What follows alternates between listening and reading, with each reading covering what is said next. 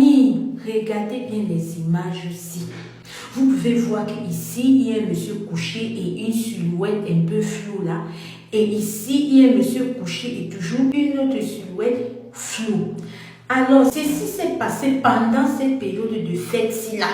Le monsieur que vous voyez là avait tellement bu. Dans boire comme ça, il essayait de rentrer chez lui. C'est comme ça qu'il a cogné son pied, il est tombé, il a cogné ça sur le sol. C'est comme ça qu'il est parti. Dans ça là maintenant, quand il tombe, il cogne comme ça. Le gardien du portail que vous voyez, des bosses là qui est dedans, comprend le bruit. Il vient regarder, il trouve le monsieur là comme ça. Il appelle ses patrons. Ses patrons viennent maintenant. Il n'y a aucun truc pour qu'on puisse identifier qui est le monsieur. Ayant les caméras de surveillance, ils ont décidé un peu d'essayer de regarder pour comprendre parce que le monsieur était trouvé là, il avait un rythme, il voulait comprendre le pourquoi. Quand il regarde les caméras de surveillance, il voit les deux images que vous voyez ici là. C'est là où on comprend que l'image-ci, au fait, ce qui se passe, c'est que quand le monsieur est tombé là, rythme là, son esprit est sorti de lui. Quand le gardien est venu pour regarder ce qui se passait, l'esprit voulait réentrer. Mais quand ça a vu le gardien, c'est parti.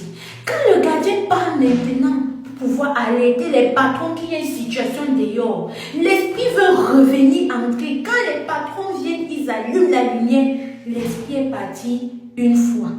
C'est comme ça qu'on se rend compte que le monsieur qui est couché là, ok, le monsieur là est vraiment parti, le monsieur là est vraiment... C'est là où ils essayent de réfléchir, ils comprennent que c'est l'esprit. Parce que si vous regardez bien, c'est habillé de la même façon, de la même manière que le monsieur. C'est là où ils se rendent compte que c'est l'esprit du monsieur là qui voulait rentrer, mais entre leur va et vient, ça n'a pas pu venir et c'est parti. Voilà le monsieur qui est parti. Vous-même, vous pensez aussi que c'est l'esprit du monsieur là, vraiment qui voulait entrer, qui n'a pas pu et c'est parti. Dites ce que vous pensez en commentaire. Ouais! Seigneur. Alors là, vous avez une boutique afro, on va dire, qui propose tous nos petits colliers africains originaux et qui est situé en Afrique du Sud, mais qui a ses représentants au Cameroun. Donc, si vous aimeriez commander un collier comme le mien, comme ceux dont je porte dans cette vidéo, vous pourrez contacter le numéro qui est présent sur cette vidéo et vous n'avez qu'à faire le choix. Regardez vous-même, observez, il y a des différentes variétés, il y en a pour tous les prix, il y en a pour tous les genres. Je vous invite massivement à entrer en contact, écrire ce numéro-ci, choisissez sur cette vidéo un article qui vous plaît ou alors si vous avez un article en tête, vous pouvez toujours contacter et on vous dira.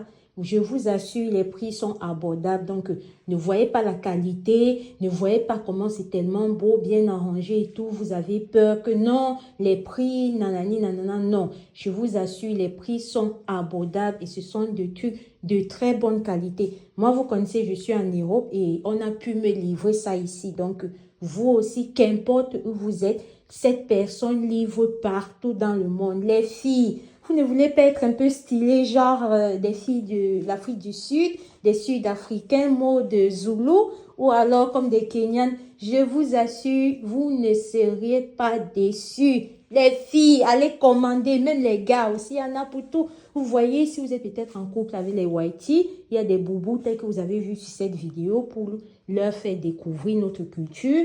Pareil, si là-bas c'est un homme, si c'est une femme, il y a ces colliers-là, je vous assure, regardez comment c'est joli sur moi en passant. Oh, allez, contactez ce numéro, commandez, on livre partout dans le monde. Merci.